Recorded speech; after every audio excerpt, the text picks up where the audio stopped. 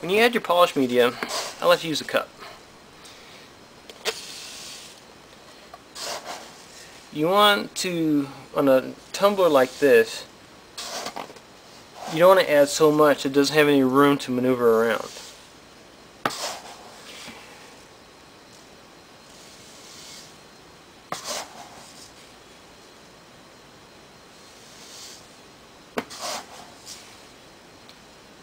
So you want to fill it probably about 3/4 of the way, and if you want to settle it, just kind of wiggle it there like that, and it'll settle it. My rule of thumb is this little stem right here.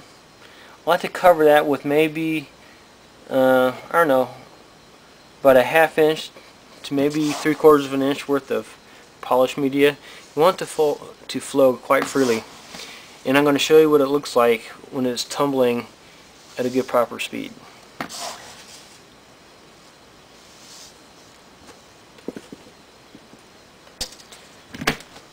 Now, what they sell with these things is a clear lid. I like this because I can see the work in progress.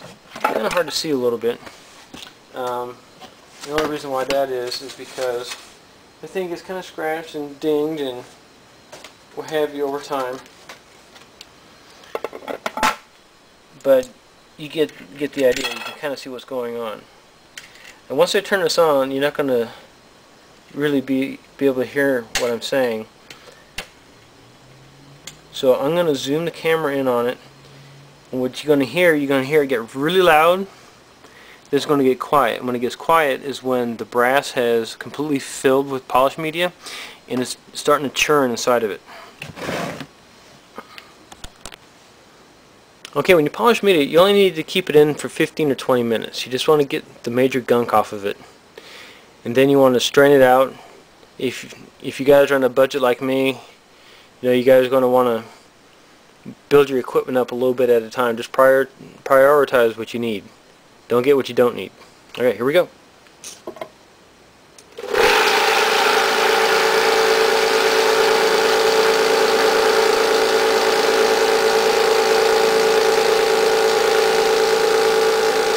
Sometimes you need to tighten this down a little bit. You don't want to over tighten the lid because this thing can crack and you just ruined your lid. Now you want to let this sit for about 20 minutes and you can probably see some of the brass starting to maneuver around in there.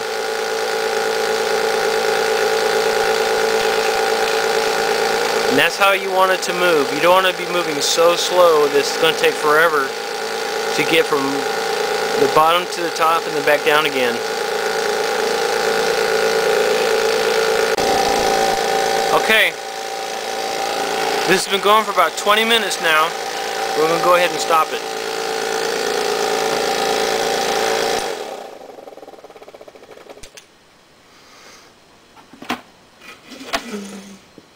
And now what I have here is my sifting bucket.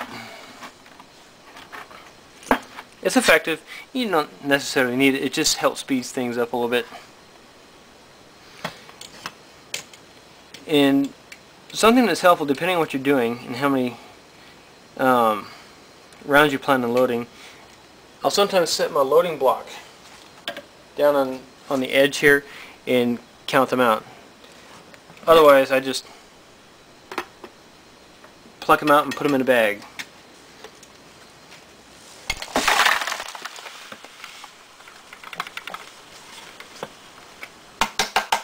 Tap it a little bit, make sure you got all the media out.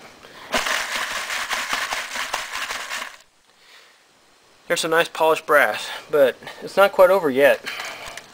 You have to take a handful and shake them out.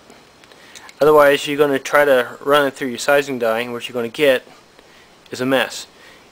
You're going to get it started in there, and it's not going to go any deeper. You're going to try to force it, and you're going to have a problem. Make sure you shake all your brass out and put it back either in a bag or in a sort of container that says clean or not clean. That way you can keep track of what you got. And the nice thing is, once it's clean, if you're shooting out of a bolt action, you really don't have to clean it again. The Sheriff's Department goes out and shoots their AR-15s and their Mini 14s or whatever they're using at the range, and I just pick the stuff up. They're too lazy to pick it up, so I benefit from it.